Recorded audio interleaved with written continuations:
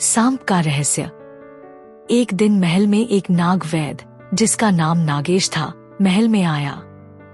नागेश ने बड़े गर्व से दावा किया, महाराज, मेरा यह नाग, जिसे मैं नागिनी कहता हूँ, अद्भुत है। इसे देखने से यह सिद्ध हो जाता है कि जिस व्यक्ति के पास इसकी छुन होती है वह नेकदिल है या कपटी। जो सच्चे मन वाला होता है, नागिनी की दंश हल्की और सुखद होती है, पर जो स्वार्थी या कपटी होता है उसकी दंश तीखी और दर्दनाक हो जाती है। महाराज अकबर को नागेश के दावे पर गहरी जिज्ञासा हुई। उन्होंने तुरंत बीरबल से कहा, बीरबल, इस नाग का जादू का रहस्य उजागर करो। बताओ, क्या यह सच में चमत्कारी है या केवल दिखावे का खेल? बीरबल मुस्कुराते हुए बोले, जहांपना, मुझे कुछ दिनों का समय दीजिए, मैं इसका निरीक्षण करूंगा। अगले कुछ दिनों तक बीरबल ने नागेश के प्रदर्शन का गहन अध्ययन किया।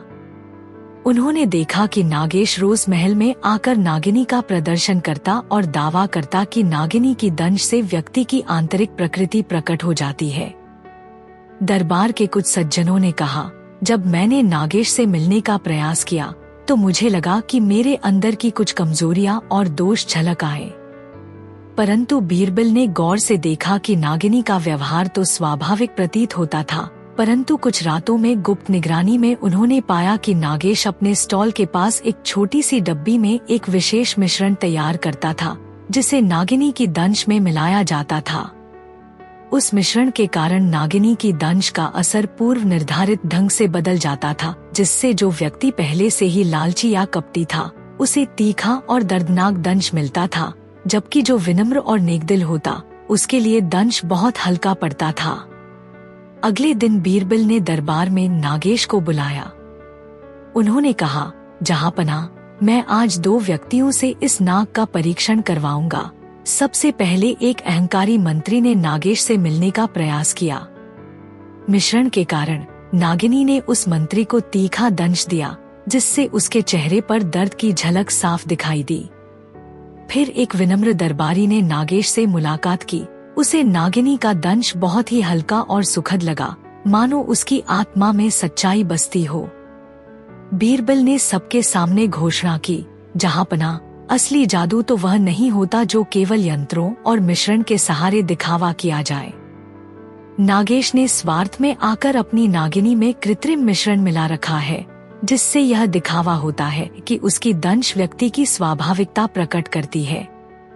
असली पहचान तो केवल उस व्यक्ति में होती है जिसके अंदर की नैतिकता, ईमानदारी और परिश्रम निहित होते हैं। महाराज अकबर ने बीरबल की चतुराई की खूब सराहना की और नागेश को चेतावनी दी, भविष्य में ऐसे छल से राज्य की प्रतिष्ठा पर कोई आंच नहीं आने दी जाएगी। दरबार में सभी ने तालियां बजाईं और यह सीख मिली कि असली जादू इंसान के अपने अंदर की सच्चाई में होता है, न कि केवल किसी दिखावे के मिश्रण में। चाय का कमाल। एक दिन महल में एक चाय विक्रेता, जिसका नाम प्रकाश था, महल में आया। उसने बड़े गर्व से दावा किया, महाराज, मेरी चाय अद्भुत है। इसे पीते ही व्यक्ति की असली पहचान प्रकट हो जाती है। जो ईमानदार और नेकदिल होता है उसकी चाय मीठी और सुगंधित होती है, पर जो स्वार्थी या कपटी होता है उसकी चाय कड़वी और तीखी लगती है। महाराज अकबर ने प्रकाश का दावा सुनकर अपनी जिज्ञासा जताई और तुरंत बीरबल से कहा, बीरबल, मुझे बताओ कि क्या यह चाय सच में चमत्कारी है या यह केवल दिखावे का खेल? बीरबल मुस्कुराते हुए बोले, जहांपना, मुझे कुछ दिनों का समय दीजिए, मैं इसका निरीक्षण करूंगा। अगले कुछ दिनों तक बीरबल ने प्रकाश की चाय का गहन अध्ययन किया। उन्होंने देखा कि प्रकाश रोज महल में आकर चाय का प्रदर्शन करता था। कुछ दरबारियों ने कहा, जब मैंने आपकी चाय पिए तो मुझे लगा कि मेरे अंदर की सच्चाई झलक रही है। परंतु बीरबल ने गौर से देखा कि चाय का स्वाद स्वाभाविक तो था, पर उसके कुछ कपों में असामान्य तीखापन या कड़वाहट आ जाती थी। रात में गुप्त निगरानी करते हुए बीरबल ने पाया कि प्रकाश अपने स्टॉल के पीछे एक छोटी मशीन और एक गुप्त मिश्रण का इस्तेमाल करता था। उस मिश्रण से चाय का स्वाद पूर्व निर्धारित तरीके से बदल जाता था, जिससे यह दिखावा होता था कि चाय पीने वाले की आंतरिक सच्चाई प्रकट हो रही है। अगले दिन दरबार में बीरबल ने चाय का परीक्षण करवाने का आदेश दिया। सबसे पहले एक अहंकारी मंत्री को बुलाया गया। मंत्री ने चाय पी और मशीन के प्रभाव के कारण उसकी चाय में तीखापन आ गया, जिससे उसकी स्वार्थी प्रवृत्ति साफ झलक गई। फिर एक विनम्र दरबारी ने चाय पी, जिसे चाय का असली मीठा और सुगंधित स्वाद मिला, मानो उसकी आत्मा में सच्चाई और शुद्धता बसती हो। बीरबल ने सबके सामने घोषणा की, जहांपना, असली चमत्कार तो वह नहीं होता जो केवल यंत्रों के सहारे दिखावा किया जाए। प्रकाश ने स्वार्थ में आकर अपनी चाय में कृत्रिम मिश्रण मिला रखा है, जिससे उसका दावा झूठा सिद्ध होता है। असली स्वाद और असली पहचान तो केवल उस व्यक्ति में होती है जिसके अंदर की ईमानदारी, नैतिकता और परिश्रम निहित होती है। महाराज अकबर ने बीरबल की चतुराई की खूब सराहना की और प्रकाश को चेतावनी दी, भविष्य में ऐसे छल से राज्य की प्रतिष्ठा पर कोई आंच नहीं आने दी जाएगी। दरबार में सभी ने तालियां बजाईं और यह सीख मिली कि असली जादू इंसान के अपने अंदर की सच्चाई में होता है, न कि केवल बाहरी दिखावे में। टोपी का सच। एक दिन महल में एक टोपी विक्रेता, जिसका नाम विनय था, महल में आया। विनय ने बड़े गर्व से दावा किया, महाराज, मेरी टोपी अद्भुत है। इसे पहनते ही व्यक्ति की असली पहचान सामने आ जाती है। जो ईमानदार होता है उसकी टोपी पर सुंदर रंग झलकते हैं, और जो स्वार्थी या कपटी होता है उसकी टोपी का रंग फीका और उदास दिखता है। महाराज अकबर ने विनय के दावे पर अपनी जिज्ञासा जताई और तुरंत बीरबल से कहा, बीरबल, मुझे बताओ कि क्या यह टोपी सच में जादुई है या यह केवल दिखावे का खेल। बीरबल मुस्कुराए और बोले, जहांपना, मुझे कुछ दिनों का समय दीजिए, मैं इसका निरीक्षण करूंगा। अगले कुछ दिनों तक बीरबल ने विनय की टोपी का गहन अध्ययन किया। उन्होंने देखा कि विनय रोज महल में आकर अपनी टोपी का प्रदर्शन करता था और दावा करता था कि यह पहनने वाले की सच्चाई प्रकट करती है।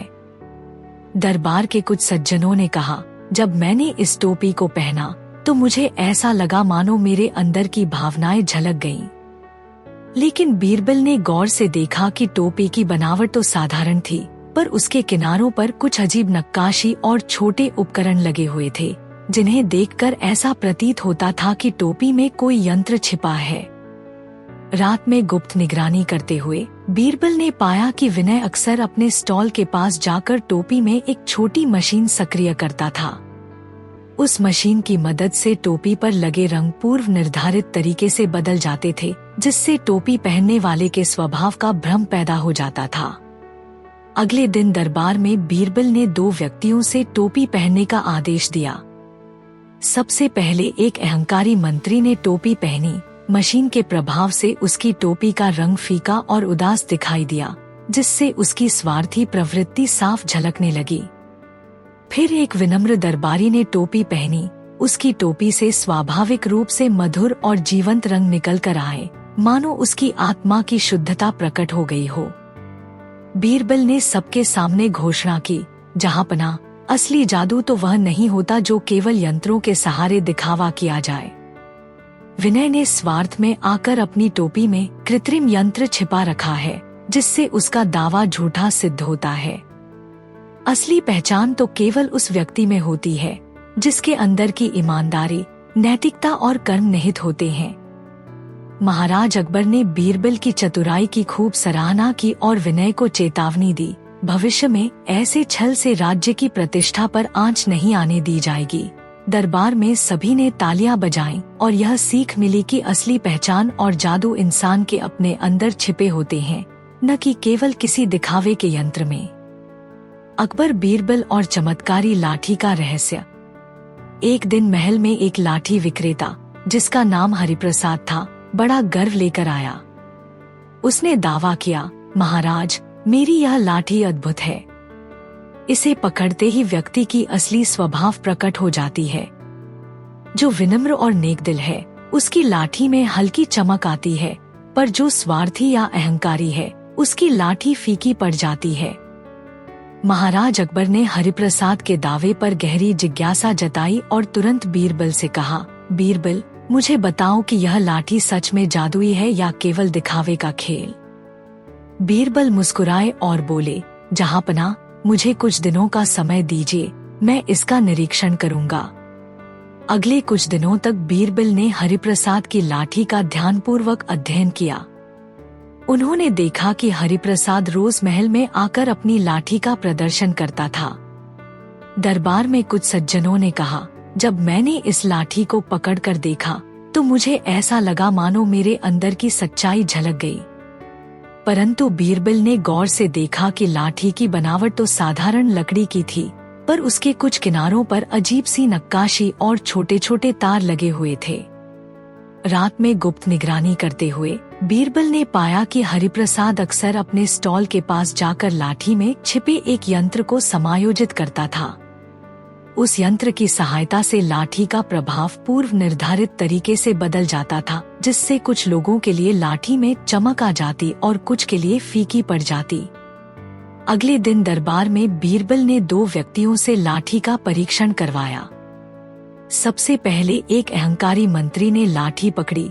जैसे ही उसने लाठी पकड़ते ही उसकी छवि में स्वार्थ की झलक दिखाई दी, क्योंकि लाठी की चमक अचानक फीकी पड़ गई। फिर एक विनम्र दरबारी ने लाठी पकड़ी। उसकी लाठी से स्वाभाविक रूप से हल्की सी चमक निकल कर आई, मानो उसकी आत्मा में शुद्धता बसती हो। बीरबल ने सभी के सामने घोषणा की, जहांपना, असली चमत्कार तो वह नहीं होता जो केवल यंत्रों के सहारे दिखावा किया जाए। हरिप्रसाद ने स्वार्थ में आकर अपनी लाठी में कृत्रिम यंत्र छिपा रखा है, जिससे यह दावा झूठा साबित होता है। असली पहचान तो केवल व्यक्ति के अंदर की सच्चाई, नैतिकता एवं परिश्रम में निहित होती है। महाराज अकबर ने बीरबल की चतुराई की खूब सराहना की और हरिप्रसाद को चेतावनी दी कि भविष्य में ऐसे छल से राज्य की प्रतिष्ठा पर आंच नहीं आने दी जाएगी। दरबार में सभी ने तालियां बजाईं और यह सीख मिली कि असली महानता इंसान के अंदर की होती है, न कि केवल किसी दिखावे के यंत्र में। बोलता हुआ कंबल का रहस्य। एक दिन महल में एक कंबल विक्रेता, जिसका नाम मनोज था, महल में आया। मनोज ने बड़े गर्व से दावा किया, महाराज, मेरा कंबल जादुई है। इसे ओढ़ते ही व्यक्ति के अंदर की सच्चाई प्रकट हो जाती है। अगर कोई सच्चे दिल से नेकदिल है तो कंबल की गर्मी में उसकी आत्मा की नरमाहट झलकती है, पर जो स्वार्थी या कठोर है उसे कंबल की ठंडक महसूस होगी। महाराज अकबर को मनोज का दावा सुनकर काफी जिज्ञासा हुई। उन्होंने बीरबल से कहा, बीरबल, इस कंबल का रहस्य बताओ। क्या यह सच में जादुई है या केवल दिखावे का खेल? बीरबल मुस्कुराए और बोले, जहांपना, मुझे कुछ दिनों का समय दीजिए, मैं इसका निरीक्षण करूंगा। अगले कुछ दिनों तक बीरबल ने मनोज के कंबल का ध्यानपूर्वक अध्ययन किया। उन्होंने देखा कि मनोज रोज महल में आकर कंबल का प्रदर्शन करता था और लोगों से कहता कि ओढ़ते ही उन्हें अपनी आंतरिक भावनाओं का एहसास हो जाता है। कुछ दरबारियों ने कहा, जब मैंने इस कंबल को ओढ़ा तो मुझे गर्मजोशी का अनुभव हुआ, मानो मेरे अंदर की अच्छाई प्रकट हो गई। लेकिन बीरबल ने गौर से देखा कि कंबल की बुनाई तो साधारण थी, पर उसके कुछ किनारों पर हल्की सी चमक और नक्काशी बनी हुई थी, जो स्वाभाविक नहीं लग रही थी। रात में गुप्त निगरानी करते हुए बीरबल ने पाया कि मनोज अपने स्टॉल के पास एक छोटी मशीन छिपाता था। उस मशीन के द्वारा कंबल में लगे विशेष रंगीन डाई के कुछ अंश सक्रिय हो जाते थे, जिससे कंबल को ऐसा प्रभाव मिलता था कि वह ओढ़ने वाले के स्वभाव के अनुसार गर्म या ठंडा दिखाई देता था। अगले दिन बीरबल ने दरबार में 2 व्यक्तियों से कंबल का प्रयोग करवाया। सबसे पहले एक अहंकारी मंत्री ने कंबल ओढ़ा। मशीन के प्रभाव से उसे कंबल की ठंडक महसूस हुई और उसकी आत्मा की कठोरता झलकने लगी। फिर एक विनम्र दरबारी ने कंबल ओढ़ा। उसे प्राकृतिक गर्मी और सुकून का एहसास हुआ, मानो उसकी अंदर की शुद्धता प्रकट हो गई हो। बीरबल ने सभी के सामने घोषणा की, जहांपना, असली जादू तो वह नहीं होता जो केवल यंत्रों के सहारे दिखावा किया जाए। मनोज ने स्वार्थ में आकर अपने कंबल में कृत्रिम यंत्र छिपाकर यह प्रभाव पैदा किया है। असली गर्मी और सच्चाई तो केवल व्यक्ति के दिल की होती है, जिसे कोई भी मशीन बदल नहीं सकती। महाराज अकबर ने बीरबल की चतुराई की खूब सराहना की और मनोज को चेतावनी दी कि भविष्य में ऐसे छल से राज्य की प्रतिष्ठा पर आंच नहीं आने दी जाएगी। दरबार में सभी ने तालियां बजाईं और यह सीख मिली कि असली गर्मजोशी और सच्चाई इंसान के अपने अंदर की होती है, न कि केवल किसी दिखावे के यंत्र में। एक दिन अकबर के दरबार में एक कारीगर आया। उसने एक चमकीला दर्पण अकबर को भेंट किया और बोला, जहांपनाह, यह दर्पण साधारण नहीं है। यह सिर्फ सच्चे दिल वाले इंसान का चेहरा दिखाता है। जो झूठा है उसे इसमें कुछ नहीं दिखेगा। क्या आपके दरबार में कोई इसे आजमा सकता है? अकबर को यह दावा अजीब लगा। उन्होंने दरबारियों से कहा, कोई इस दर्पण की सच्चाई परखेगा। कई दरबारी आगे आए और दर्पण में देखा, पर सबने कहा, हमें तो अपना चेहरा दिख रहा है। अकबर को शक हुआ कि कहीं यह कोई चाल तो नहीं। उन्होंने बिरबल को बुलाया और कहा, बिरबल, तू इस दर्पण का सच बता। क्या यह वाकई ऐसा है जैसा कारीगर कह रहा है? बिरबल ने दर्पण लिया और उसे ध्यान से देखा। फिर उसने मुस्कुराते हुए कहा, जहांपनाह, मुझे इसे परखने के लिए एक छोटी सी तरकीब आजमानी होगी। कारीगर को कल सुबह फिर से बुलाइए। अगले दिन कारीगर दरबार में हाजिर हुआ। बिरबल ने दर्पण हाथ में लिया और सबसे पहले खुद उसमें देखा। उसने कहा, हाँ, मुझे अपना चेहरा दिख रहा है। फिर उसने कारीगर से कहा, अब तुम इसमें देखो और बताओ कि तुम्हें क्या दिखता है। कारीगर ने दर्पण में देखा और थोड़ा हिचकिचाते हुए बोला, मुझे कुछ नहीं दिख रहा। बिरबल ने हंसते हुए अकबर से कहा, जहांपनाह, इस दर्पण में कोई जादू नहीं है। यह एक साधारण दर्पण है। कारीगर ने यह झूठ बोला था कि यह सिर्फ सच्चे लोगों को दिखाता है। जब मैंने उससे खुद इसमें देखने को कहा तो उसे अपनी चाल कबूल करनी पड़ी, वरना वह पकड़ा जाता। कारीगर ने सिर झुकाकर कहा, माफी मांगता हूँ जहांपनाह। मैंने यह दर्पण बेचने के लिए यह कहानी बनाई थी। अकबर ने ठहाका लगाया और बोले, बिरबल, तूने फिर से सच सामने ला दिया। तेरी समझ हर झूठ को पकड़ लेती है। कारीगर को हल्की सजा दी गई और दर्पण को महल में सजावट के लिए रख लिया गया। बिरबल की बुद्धि की एक और मिसाल दरबार में गूंज उठी। एक दिन अकबर के दरबार में एक व्यापारी आया। उसने हाथ जोड़कर कहा, जहांपनाह, मेरा एक सोने का सिक्का चोरी हो गया है। मैंने उसे अपने थैले में रखा था, पर जब घर पहुंचा तो वह गायब था। मेरे पास सिर्फ 3 नौकर हैं और मुझे यकीन है कि उनमें से किसी ने चुराया है। कृपया मेरी मदद करें। अकबर को यह मामला रोचक लगा। उन्होंने कहा, ठीक है, हम इस चोरी का पता लगाएंगे। फिर बिरबल की ओर मुड़े और बोले, बिरबल, तू इस रहस्य को सुलझा। मुझे सच चाहिए। बिरबल ने कहा, जहांपनाह, व्यापारी के नौकरों को दरबार में बुलाइए। मैं इसे अभी हल करता हूँ। थोड़ी देर बाद 3 नौकर दरबार में हाजिर हुए। बिरबल ने उनसे पूछा, तुम में से किसी ने अपने मालिक का सोने का सिक्का लिया है? तीनों ने एक साथ इनकार किया, नहीं बिरबल जी, हमने कुछ नहीं चुराया। बिरबल ने मुस्कुराते हुए एक तरकीब सोची। उसने 3 लकड़ी की छड़ियां मंगवाईं और कहा, ये जादुई छड़ियां हैं। मैं इन्हें तुम तीनों को दूंगा। जिसने चोरी की है उसकी छड़ी रात तक 1 इंच बढ़ जाएगी। कल सुबह तुम इन्हें लेकर वापस आना। नौकरों ने छड़ियां ली और चले गए। अगली सुबह वे वापस आए। बिरबल ने तीनों की छड़ियां जांचनी शुरू की।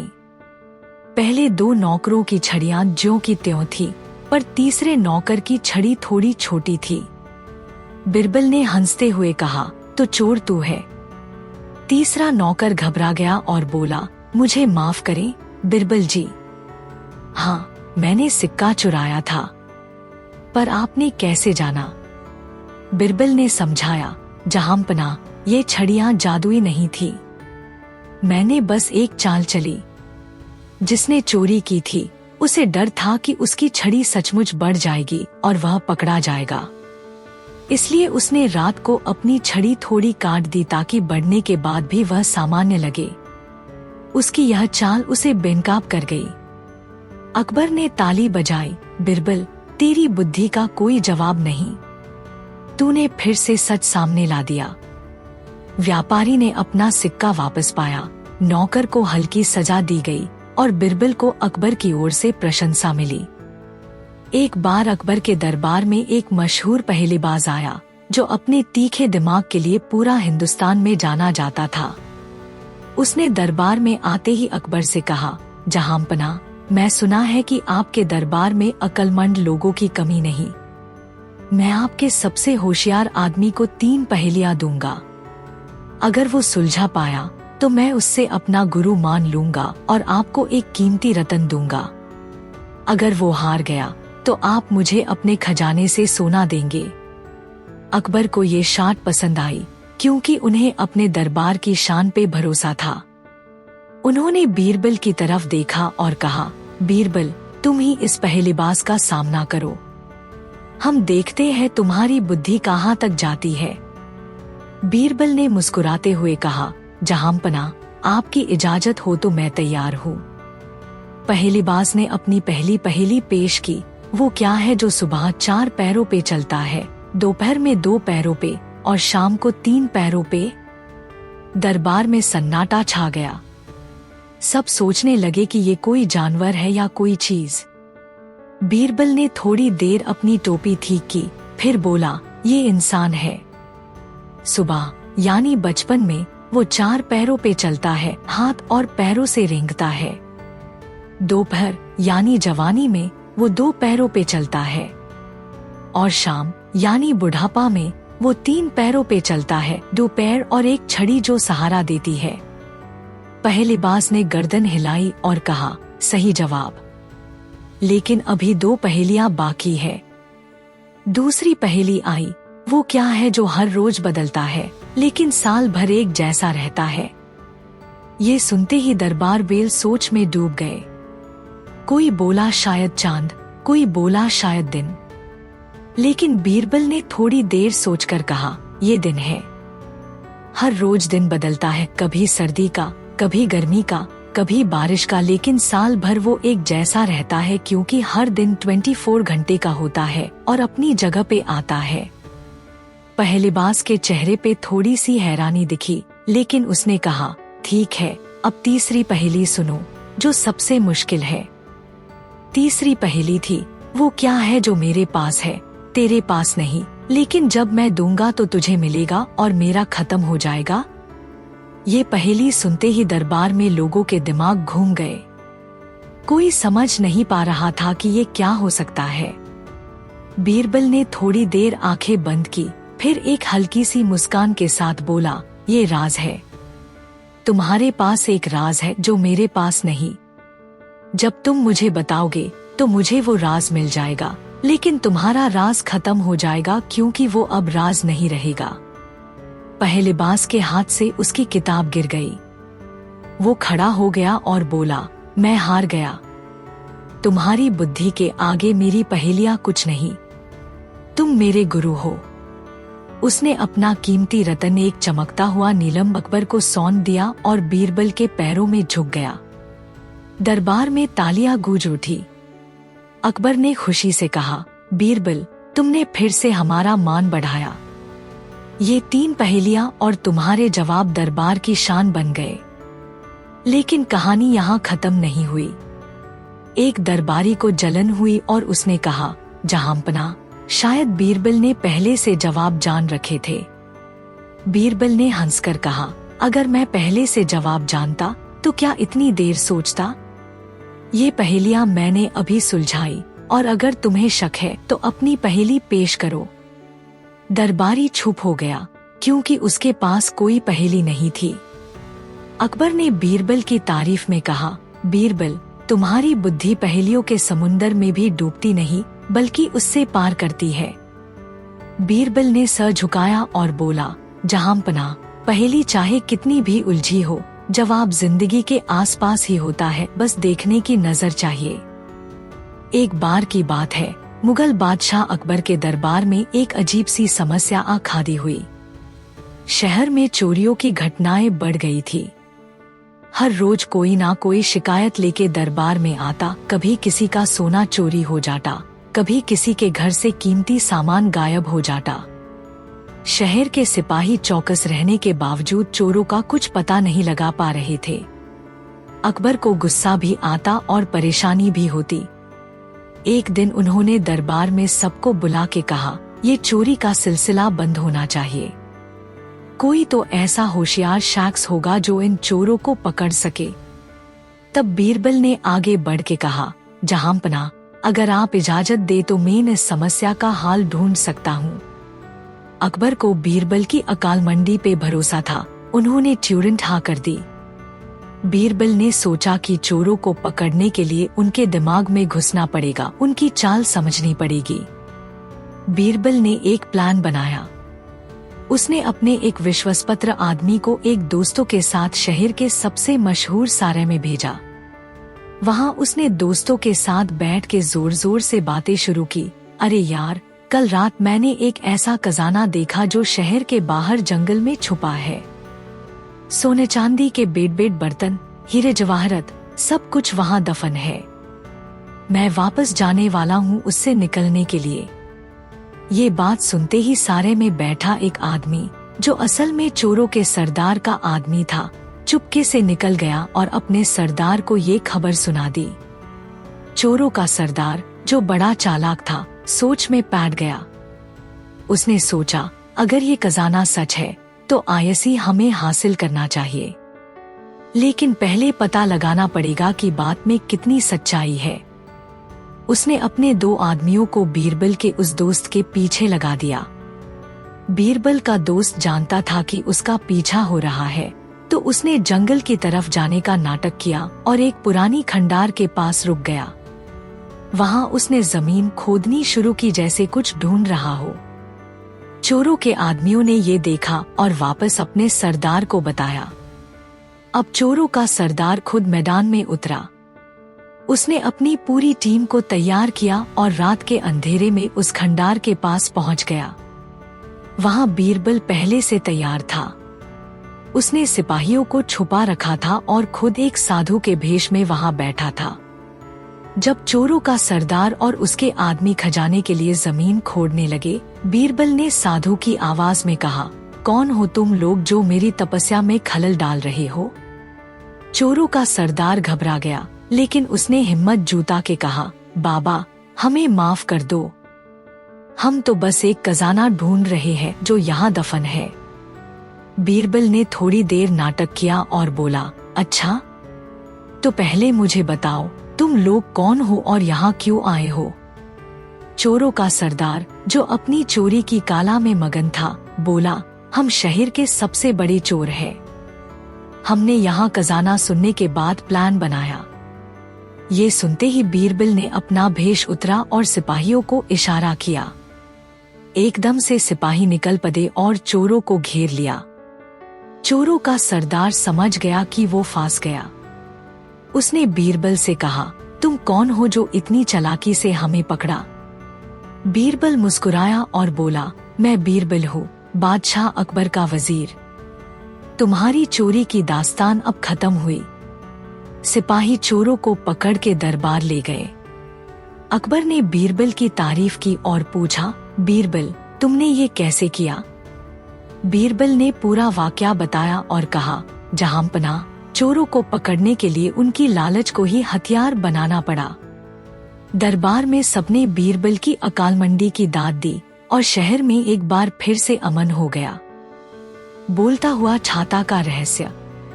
एक दिन बारिश का मौसम था और महल में भीषण बूंदों की बौछार हो रही थी। उसी बीच एक छाता विक्रेता, जिसका नाम रमेश था, महल में आया। उसने बड़े गर्व से दावा किया, महाराज, मेरा छाता अद्भुत है। इसे पहनते ही यह उस व्यक्ति की सच्चाई प्रकट कर देता है। अगर कोई सच्चा और नेक दिल है तो छाता से बारिश की बूंदें सुनहरी चमक बिखेरेंगी, पर जो स्वार्थी या धोखेबाज है उसकी छाया में बूंदें काली और फीकी दिखाई देंगी। महाराज अकबर ने रमेश के दावे पर जिज्ञासा जताई और बीरबल से कहा, बीरबल, इस छाते का रहस्य उजागर करो। बताओ, क्या यह सच में जादुई है या यह केवल दिखावे का खेल? बीरबल मुस्कुराते हुए बोले, जहांपना, मुझे कुछ दिनों का समय दीजिए, मैं इसका निरीक्षण करूंगा।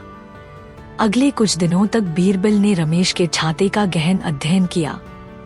उन्होंने देखा कि रमेश रोज महल में आकर छाता का प्रदर्शन करता था।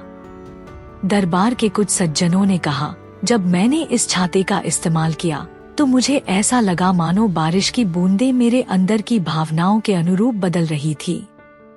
लेकिन बीरबल ने गौर से देखा कि छाते के बाहरी हिस्से में कोई जादुई ताकत नहीं थी।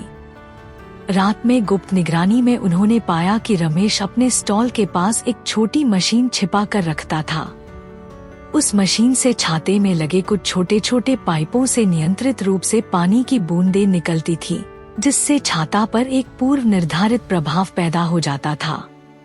अगले दिन दरबार में बीरबल ने छाते का परीक्षण किया। सबसे पहले एक अहंकारी मंत्री ने छाता का इस्तेमाल किया। मशीन के कारण बारिश की बूंदें उसकी ओर गिरते ही उसकी छवि में कड़वाहट और स्वार्थ की झलक दिखने लगी। फिर एक विनम्र दरबारी ने छाता लिया। उसे बारिश की बूंदों की प्राकृतिक ठंडक और मधुरता मिली, जिससे उसकी आंतरिक सच्चाई झलक गई। बीरबल ने सभा में घोषणा की, जहांपना, असली जादू कोई छाता नहीं, बल्कि व्यक्ति की आंतरिक शुद्धता होती है।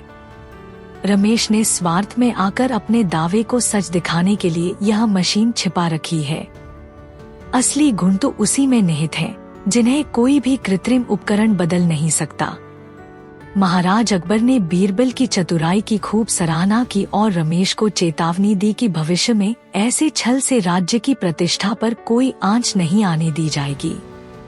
दरबार में सभी ने तालियां बजाईं और यह सीख मिली कि असली जादू इंसान के दिल में होता है, न कि केवल बाहरी दिखावे में। अनोखा कटोरा। एक दिन दरबार में बादशाह अकबर ने सुना कि राज्य के एक गांव में ऐसा पाया गया है जो खाने वालों की असली उदारता प्रकट कर देता है। कहा जाता था कि जो व्यक्ति इस कटोरा में अपना थोड़ा सा भोजन डालता है, उसकी उदारता उसकी मुद्रा के रंग की तरह बदल जाती है। जो उदार होता है वह सुनहरा दिखाई देता है, और जो कंजूस होता है उसका रंग फीका पड़ जाता है। अकबर ने तुरंत बीरबल से कहा, बीरबल, इस कटोरा का रहस्य जानकर मुझे बताओ कि असली उदारता क्या है। बीरबल ने मुस्कुराते हुए कहा, जहांपना, मुझे कुछ दिन का समय दीजिए, मैं इस रहस्य को उजागर कर दूंगा। अगले दिन बीरबल गांव पहुंचे। उन्होंने वहां के कटोरा का निरीक्षण किया। कटोरा तो साधारण मिट्टी का था, पर उसके चारों ओर कुछ चमकीले निशान बने हुए थे, मानो कोई रासायनिक मिश्रण लगा दिया गया हो। गांव के लोग कहते थे कि जिसने भी कटोरा में अपना अनाज डाला, उसका अनुभव अद्भुत रहा। लेकिन बीरबल को संदेह हुआ कि यह सब केवल दिखावे का खेल हो सकता है। बीरबल ने गांव के मुखिया और कुछ आम लोगों से बातचीत की। पता चला कि कटोरा का मालिक हरिदास रात में चुपके से उसमें थोड़ा सा पानी और नमक मिला देता था, ताकि खाने का स्वाद कुछ बदल जाए। इस मिलावट से लोगों को लगता था कि कटोरा उनके अनाज के साथ कुछ अद्भुत कर रहा है। अब बीरबल ने अपनी चालाकी से गांव में एक परीक्षा रखी। उन्होंने सभी गांव वालों से कहा कि अगले दिन दरबार में आएंगे और कटोरा में अपना अनाज डालकर दिखाएंगे। असली उदारता का मूल यही होगा कि जो व्यक्ति थोड़ी सी भी अतिरिक्त अनाज दान करने को तैयार होगा, वही सच्चा उदार है। अगले दिन दरबार में कई गांव वाले आए। कुछ ने केवल न्यूनतम अनाज डाला, जबकि कुछ ने थोड़ी अतिरिक्त मात्रा भी डाली। अंत में एक विनम्र किसान ने अपने पास की थोड़ी अतिरिक्त मात्रा भी डाली, यह सोचकर कि दूसरों की भलाई में उसका थोड़ा योगदान हो जाएगा। दरबार में बीरबल ने घोषणा की, जहांपना, आपने यह परीक्षा देकर सिद्ध कर दिया कि सच्ची उदारता वह है जो अपनी जरूरत से ज्यादा बांट देती है। धन और संपत्ति तो बहुत से लोग जमा कर सकते हैं, लेकिन सच्चा दिल वही है जो अपने पास की थोड़ी भी अतिरिक्त चीज दूसरों के साथ बांट देता है। महाराज अकबर ने इस परीक्षा से बहुत प्रभावित होकर उस विनम्र किसान को इनाम में सोने की मोहरें दी और गांव वालों को यह सीख दी कि सच्ची उदारता और मानवता का मोल सबसे अधिक होता है। बीरबल ने मुस्कुराते हुए कहा, जहांपनाह, असली चमत्कार कोई जादुई कटोरा नहीं बल्कि इंसान का दिल होता है। दरबार में सभी ने तालियां बजाईं और अकबर ने बीरबल की बुद्धिमत्ता की फिर से सराहना की। एक दिन महाराज अकबर ने दरबार में घोषणा की, आज मैं बीरबल को इनाम देना चाहता हूँ, क्योंकि उसने कई बार अपनी बुद्धिमानी से राज्य की मदद की है। यह सुनकर सभी दरबारी खुश हो गए। अकबर ने 100 सोने की मोहरों की थैली उठाई और बीरबल को देने ही वाले थे कि अचानक उन्होंने सोचा, क्यों न इस बार बीरबल की परीक्षा ली जाए। अकबर ने एक चालाकी भरी मुस्कान के साथ कहा, बीरबल, मैं तुम्हें 100 सोने की मोहरें दूंगा, लेकिन एक शर्त है। तुम्हें इनाम का आधा हिस्सा मेरे प्रधानमंत्री के साथ बांटना होगा। बीरबल मुस्कुराए और बोले, जहांपनाह, मुझे यह इनाम स्वीकार है, लेकिन पहले मैं इसे आधा करने का तरीका जानना चाहता हूँ। अकबर बोले, बिल्कुल, आधा तुम्हें मिलेगा और आधा प्रधानमंत्री को। बीरबल ने सिर हिलाया और मोहरों की थैली लेकर दरबार के बीच में चले गए। बीरबल ने सभी दरबारियों की ओर देखा और थैली में से एक एक सोने की मोहर निकालकर एक तरफ रखनी शुरू कर दी। हर बार जब वह एक मोहर निकालते तो कहते, यह आधा मेरे लिए और यह आधा प्रधानमंत्री के लिए। जल्द ही 99 मोहरें बाहर आ गईं और सिर्फ एक मोहर थैली में बची थी। अब बीरबल ने थैली उठाई और अकबर की ओर बढ़ाकर कहा, जहांपनाह, यह आधी थैली प्रधानमंत्री के लिए और आधी मेरे लिए। अकबर पहले तो चौंके, फिर जोर से हंस पड़े और बोले, बीरबल, तुमने फिर से अपनी बुद्धिमानी साबित कर दी। प्रधानमंत्री भी मुस्कुराए और बोले, मैं बीरबल की इस चालाकी से बहुत खुश हूँ। मैं अपनी आधी थैली उसे ही देना चाहता हूँ। अकबर ने खुश होकर पूरी थैली बीरबल को दे दी और कहा, बीरबल, तुम हमेशा अपनी सूझबूझ से हर समस्या का हल निकाल लेते हो। एक समय की बात है जब महल के प्रांगण में एक भव्य मंडप स्थापित था, जिसे कहते थे कि इसमें बैठने से व्यक्ति की आंतरिक भावना, स्वभाव और नैतिकता प्रकट हो जाती है। एक दिन एक व्यापारी, जिसका नाम सुधीर था, महल में आया और बड़े गर्व से दावा करने लगा, महाराज, मेरा यह मंडप अद्भुत है। इसमें बैठते ही आपकी आत्मा की गहराई और वास्तविकता सामने आ जाती है। जो विनम्र है वह उजागर हो जाता है और जो स्वार्थी है उसकी असली पहचान मिट जाती है। दरबार में सुधीर के दावे पर खूब चर्चा हुई। कुछ लोगों ने तो इसकी प्रशंसा की, पर बीरबल की आंखों में संशय के बादल मंडराने लगे। महाराज अकबर ने बीरबल से कहा, बीरबल, बताओ कि क्या यह मंडप सचमुच जादुई है या यह केवल दिखावे का खेल है। बीरबल ने मुस्कुराते हुए उत्तर दिया, जहांपनाह, सत्य का प्रकाश अंततः उजागर हो ही जाता है। मुझे कुछ दिन का समय दीजिए, मैं इसका रहस्य खोल दूंगा। अगले कुछ दिनों तक बीरबल ने सुधीर के मंडप का गहन निरीक्षण करना शुरू किया। उन्होंने देखा कि सुधीर रोज मंडप में सजावट के साथ साथ विशेष प्रकाश और ध्वनि उपकरण भी स्थापित करता था। दरबार के कुछ सज्जनों ने कहा, जब मैंने मंडप में बैठकर अपने विचार व्यक्त किए तो मुझे ऐसा लगा कि मेरी भावनाओं का एक अद्भुत प्रतिबिंब मेरे सामने प्रकट हो गया। परंतु बीरबल ने गौर से देखा कि मंडप की दीवारों पर लगे रोशनी के प्रभाव और ध्वनि में कुछ नियमितता थी, मानो यह स्वाभाविकता से नहीं बल्कि किसी पूर्व निर्धारित मशीन के सहारे उत्पन्न हो रही हो। गुप्त निगरानी लगाते हुए बीरबल ने पाया कि सुधीर अक्सर रात में मंडप के पास छुपे यंत्रों को सक्रिय करता था, जो मंडप के अंदर के प्रकाश और ध्वनि प्रभाव को नियंत्रित करते थे। ये यंत्र आर्टिफिशियल संकेत पैदा करते थे ताकि मंडप का जादुई दावा सच प्रतीत हो।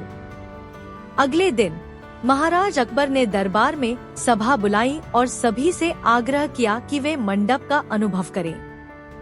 सबसे पहले एक अहंकारी मंत्री ने मंडप में बैठकर अपनी बात रखी।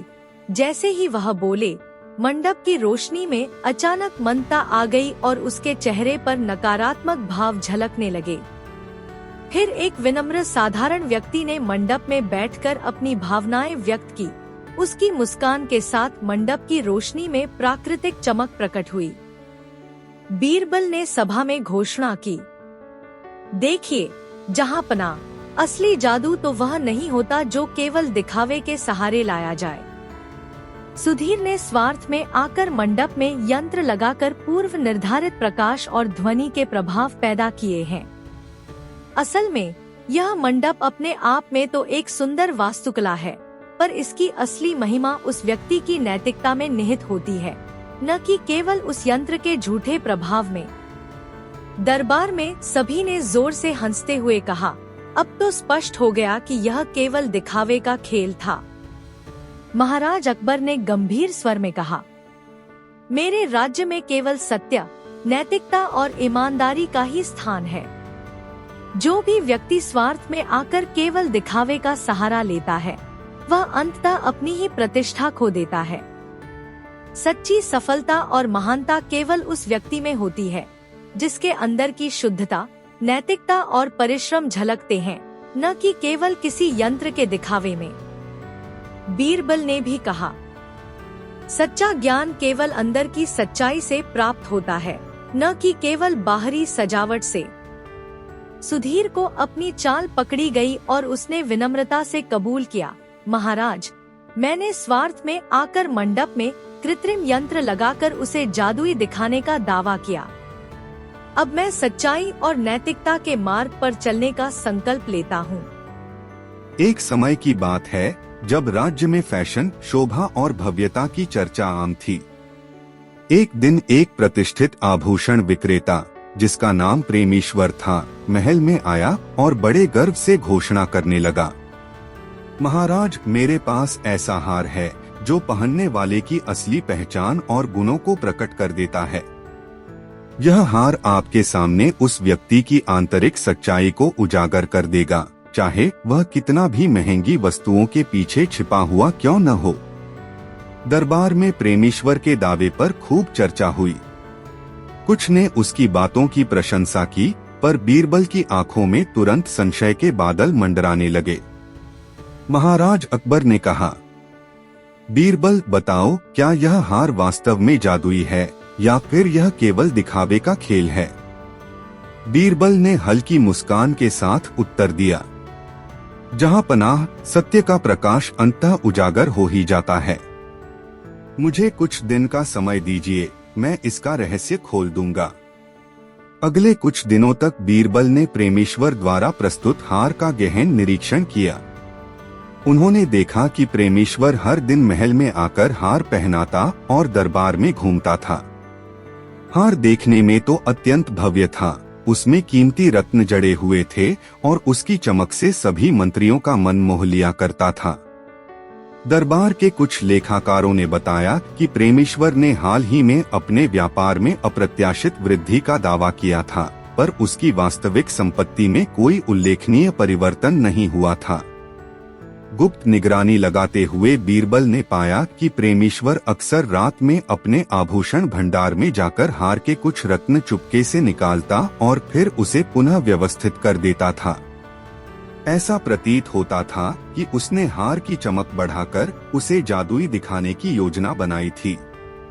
अगले दिन महाराज अकबर ने दरबार में सभा बुलाई। बीरबल ने सभी दरबारियों से आग्रह किया, आज हम सभी इस हार का प्रदर्शन देखेंगे। एक एक करके दरबार के मंत्रियों ने हार पहनकर अपनी अपनी बात रखी। जब एक अहंकारी मंत्री ने हार पहनकर अपने स्वार्थ के बारे में बड़े बड़े दावे किए, तो हार की चमक अचानक फीकी पड़ गई। वहीं एक विनम्र व्यक्ति ने हार पहनकर अपनी सादगी और नैतिकता का परिचय दिया और हार की चमक अपने आप फिर से जगमगा उठी। दरबार में सभी ने देखा कि हार का असली जादू तो व्यक्ति के अंदर की सच्चाई में छिपा है, न कि केवल बाहरी शोभा में। बीरबल ने सभा में घोषणा की, जहां पनाह असली जादू वही है जो स्वाभाविकता में निहित होता है। प्रेमीश्वर ने अपने स्वार्थ में आकर हार को इस प्रकार सजाया कि वह दिखावे का साधन बन गया।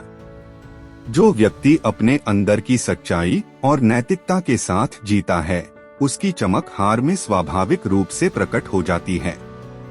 प्रेमीश्वर को अपनी चाल पकड़ी गई और उसने झिझकते हुए कबूल किया, महाराज, मैंने केवल यह सोचा था कि अगर मैं हार में कृत्रिम चमक बढ़ा दूं तो मेरा व्यापार बढ़ेगा।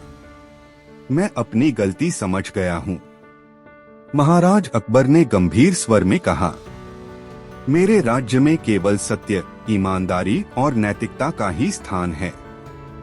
जो भी व्यक्ति अपने स्वार्थ में आकर केवल दिखावे का सहारा लेता है, वह अंततः अपनी ही प्रतिष्ठा खो देता है। असली सफलता, असली महत्ता केवल उस व्यक्ति में होती है जिसके अंदर की शुद्धता और नैतिकता झलकती है।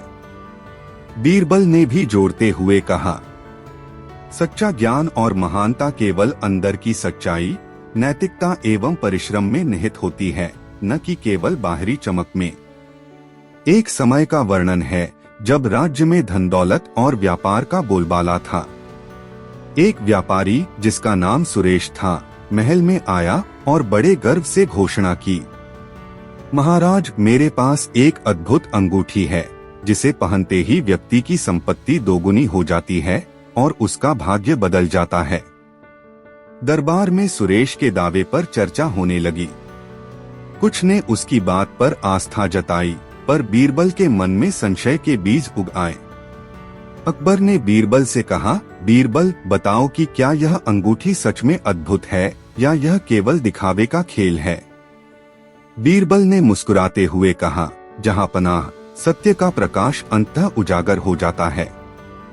मुझे कुछ दिन का समय दीजिए, मैं इसका रहस्य उजागर कर दूंगा। अगले कुछ दिनों तक बीरबल ने सुरेश द्वारा पेश की गई अंगूठी का गहन निरीक्षण किया। उन्होंने देखा कि अंगूठी का बाहरी स्वरूप तो अत्यंत आकर्षक था, पर उसमें एक सूक्ष्म सी दरार भी थी जिसे ध्यान से देखने पर पाया गया।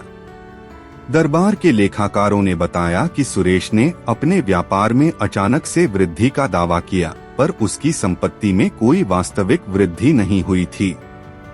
गुप्त निगरानी के दौरान बीरबल ने पाया कि सुरेश अक्सर रात में अंगूठी को छुपाकर रखता था और कुछ दिनों बाद जब वह दरबार में उसका प्रदर्शन करता तो अंगूठी की चमक में अनावश्यक चमक बढ़ा दी जाती थी। अगले दिन दरबार में सभा बुलाई गई। बीरबल ने सभी व्यापारियों और मंत्रियों से आग्रह किया कि वे अपनी अंगूठियां प्रदर्शित करें। एक एक करके सभी ने अपनी अंगूठियां निकाली, जिनकी चमक स्वाभाविक थी, पर सुरेश की अंगूठी में वह अतिरिक्त चमक और चमकदार निशान साफ दिखाई देने लगे। बीरबल ने सबके सामने सुरेश से पूछा, क्या तुमने अपनी अंगूठी में कुछ मिलाकर इसे जादुई दिखाने का प्रयास किया है? सुरेश ने झिझकते हुए कबूल किया, महाराज, मैंने सोचा कि यदि मैं इसमें कुछ कृत्रिम चमक मिला दूं तो मेरा दावा और प्रभावशाली दिखाई देगा, जिससे मेरा व्यापार बढ़ेगा। दरबार में सभी ने जोर से हंसते हुए कहा, अब तो स्पष्ट हो गया कि यह केवल दिखावे का खेल है। महाराज अकबर ने गंभीर स्वर में कहा, मेरे राज्य में केवल सत्य, ईमानदारी और नैतिकता का ही स्थान है। जो भी अपने स्वार्थ में आकर छलकपट करता है, उसकी प्रतिष्ठा अंततः समाप्त हो जाती है। असली धन और सफलता केवल मेहनत, ईमानदारी एवं नैतिकता से प्राप्त होती है, न कि केवल दिखावे से। सुरेश को अपनी गलती का बोध हुआ और उसे कड़ी सजा सुनाई गई। बीरबल ने अंत में कहा, सच्चा ज्ञान वह है जो अपने अंदर की सच्चाई और नैतिकता को अपनाए।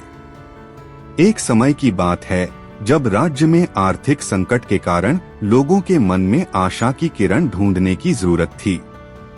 इसी समय एक विद्वान जिसका नाम विहान था, महल में आया और बड़े गर्व से कहा, महाराज, मेरे पास एक रहस्यमयी किताब है जिसमें भविष्य के सभी रहस्य छुपे हैं। इस किताब के शब्द पढ़कर आप अपने राज्य की समृद्धि और जन कल्याण की योजना बना सकते हैं। इस दावे पर दरबार में हलचल मच गई। कुछ मंत्रियों ने तो विद्वान की प्रशंसा की, पर बीरबल की आंखों में संशय के बीज उगाए।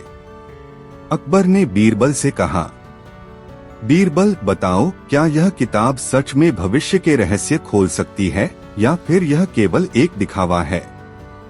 बीरबल ने मुस्कुराते हुए उत्तर दिया, जहां पनाह, सत्य का प्रकाश समय के साथ ही उजागर हो जाता है। मुझे कुछ दिन का समय दीजिए, मैं इस किताब के रहस्य को समझकर आपको सच्चाई बताऊंगा। अगले कुछ दिनों तक बीरबल ने विहान द्वारा प्रस्तुत रहस्यमयी किताब का गहन निरीक्षण किया। उन्होंने देखा कि किताब का आवरण अत्यंत सुंदर था और हर पन्ने पर सुलेखित शब्द ऐसे प्रतीत होते थे मानो किसी प्राचीन ज्ञान का संग्रह हो। परंतु बीरबल ने गौर से देखा कि किताब के कुछ पन्नों पर अजीब सी निशानें बनी हुई थीं, जिन्हें देखकर ऐसा लगता था कि उन्हें बाद में छेड़छाड़ किया गया हो। दरबार के कुछ विद्वान और लेखाकार भी इस किताब की समीक्षा करने लगे, परंतु उनमें कोई ठोस प्रमाण नहीं मिला कि यह किताब स्वयं भविष्य बताती है। तभी बीरबल ने एक योजना बनाई। उन्होंने आदेश दिया कि अगले दिन दरबार में उपस्थित सभी लोगों में से एक एक व्यक्ति अपनी दैनिक घटनाओं का लेखा जोखा लेकर आए, ताकि यह देखा जा सके कि किताब में लिखे भविष्यवाणियां कितनी सटीक हैं। अगले दिन दरबार में सभी मंत्रियों, कर्मचारियों तथा कुछ आम जनता ने अपनी अपनी दिनचर्या का विवरण पेश किया। विहान ने किताब के पन्नों पर लिखी गई कुछ भविष्यवाणियों का हवाला दिया, जैसे कि आज शाम को भारी बारिश होगी, एक मंत्री की संपत्ति में अचानक बढ़ोतरी होगी तथा एक साधारण व्यक्ति का जीवन पलट जाएगा। परंतु जैसे ही शाम हुई, कोई भी भविष्यवाणी सटीक रूप से सिद्ध नहीं हुई। कुछ मामलों में जो घटनाएं हुई थीं, वे किताब में लिखे शब्दों से मेल नहीं खा रही थीं। दरबार में लोग भ्रमित हो गए। बीरबल ने धीरे धीरे सभा में कहा, देखिए, जहां पनाह, असली ज्ञान केवल शब्दों में नहीं बल्कि अनुभव और परिश्रम से आता है। फिर उन्होंने विहान से पूछा, क्या तुमने स्वयं इस किताब को लिखा है? विहान ने झिझकते हुए उत्तर दिया, महाराज, मैंने तो अपनी पुरानी स्मृतियों और कुछ प्राचीन ग्रंथों के आधार पर इसे तैयार किया है। इस पर बीरबल ने तुरंत खुलासा कर दिया कि किताब में लिखे कुछ अंश प्राचीन ग्रंथों से उधार लिए गए हैं, जिन्हें विहान ने अपने नाम से पेश कर दिया था। दरबार में बीरबल ने घोषणा की, जहां पनाह, इस किताब का दावा केवल दिखावे का था। यह हमें भविष्य बताने का दावा नहीं करती, बल्कि केवल पुराने ज्ञान का एक संकलन है, जिसे विहान ने अपने स्वार्थ में आकर प्रचलित किया है। बीरबल ने आगे कहा, असली भविष्यवाणी तो वह है जो हमारी बुद्धिमत्ता, परिश्रम और अनुभवों से उत्पन्न होती है। किताब में लिखे शब्द केवल काल्पनिक भ्रम हैं, जो व्यक्ति को अपनी कमजोरी दिखाने का बहाना बनाते हैं।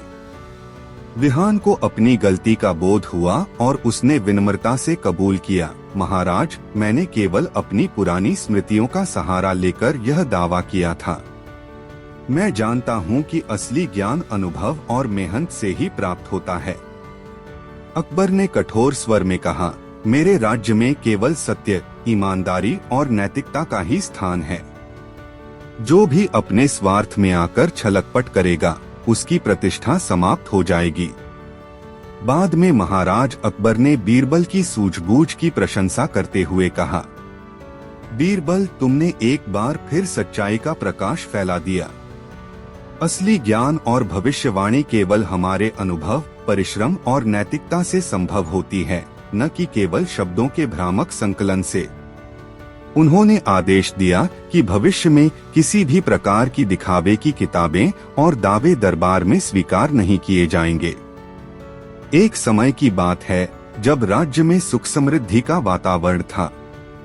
एक दिन दरबार में चर्चा हुई कि किसी की बनाई हुई इत्र की महक इतनी अनूठी है कि उससे संपूर्ण राज्य में खुशहाली फैल जाती है। इसी संदर्भ में एक इत्र निर्माता नाम था सुधीर, ने अपने इत्र का दावा किया कि उसका इत्र अद्भुत है, जो पीने वाले के मन में आनंद और सच्चाई का प्रकाश भर देता है। सुधीर ने बड़े गर्व से कहा, महाराज, मेरा इत्र केवल सुंदरता नहीं बल्कि सच्चाई का संदेश भी देता है। मैं आपको विश्वास दिलाता हूँ कि यह इत्र आपको अपूर्व आनंद से भर देगा।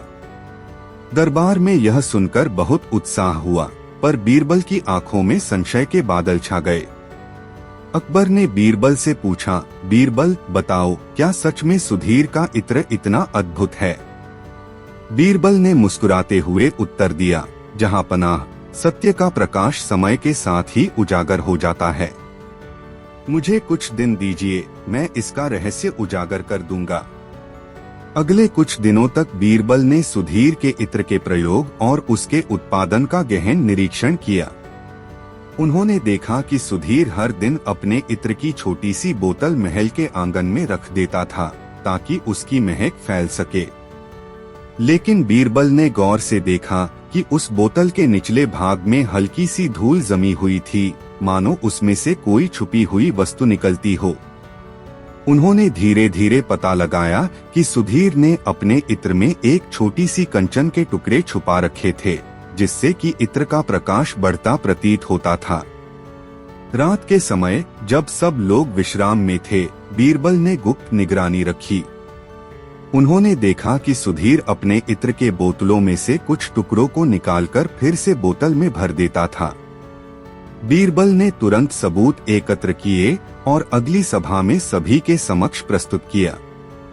उन्होंने कहा, जहां पनाह, सुधीर का इत्र असली नहीं है। उसने अपने इत्र में कंचन के टुकड़े मिलाकर उसे चमकदार बना दिया है।